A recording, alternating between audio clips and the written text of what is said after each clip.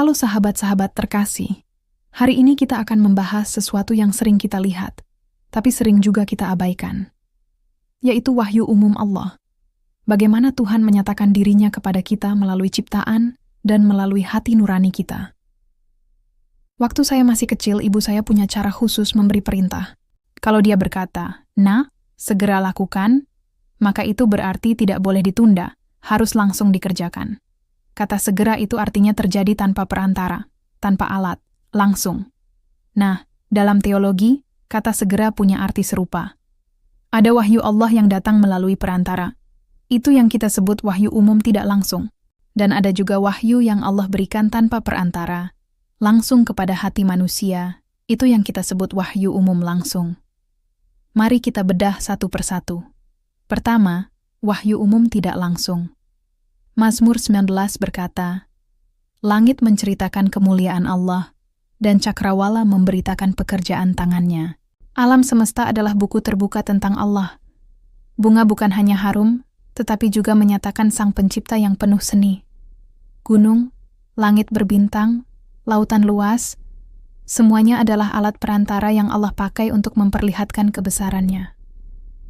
Masalahnya, banyak orang hidup di permukaan. Kita hanya menghirup harum bunga, tanpa melihat tangan Sang Pencipta.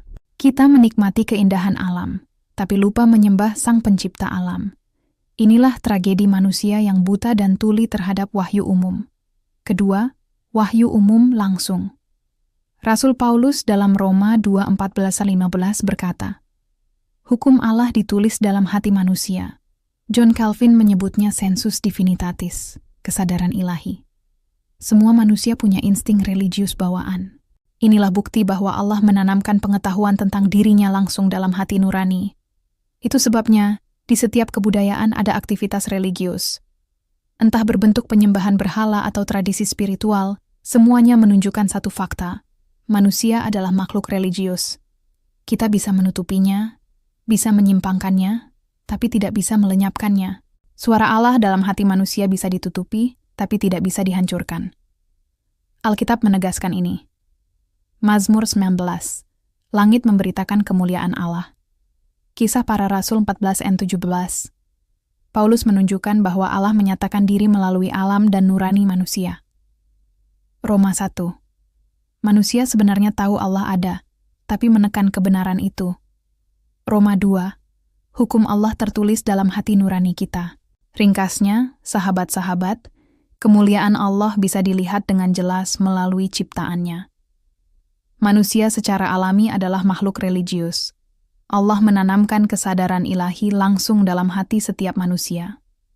Pertanyaan untuk kita, apakah kita hanya berhenti pada mengagumi alam, ataukah kita naik satu langkah lebih tinggi, menyembah Sang Pencipta? Apakah kita mendengar suara hati nurani yang Allah tanamkan, ataukah kita sibuk menutupinya dengan alasan-alasan duniawi? Sahabat, iman Kristen Reformed mengingatkan kita. Alam adalah cermin kemuliaan Allah. Hati nurani adalah suara Allah dalam diri kita. Dan keduanya mengarah pada satu tujuan, menuntun kita untuk mengenal dan menyembah Allah yang sejati. Nah, sekarang giliran kalian. Coba tuliskan di kolom komentar, pengalaman apa yang pernah membuat kalian begitu sadar akan kehadiran Allah melalui ciptaan atau suara hati nurani kalian. Saya tunggu ceritanya ya. Jangan lupa like, subscribe, dan bagikan video ini, supaya makin banyak orang bisa melihat bagaimana Allah menyatakan dirinya kepada seluruh dunia, baik secara langsung maupun tidak langsung. Sampai jumpa di video berikutnya!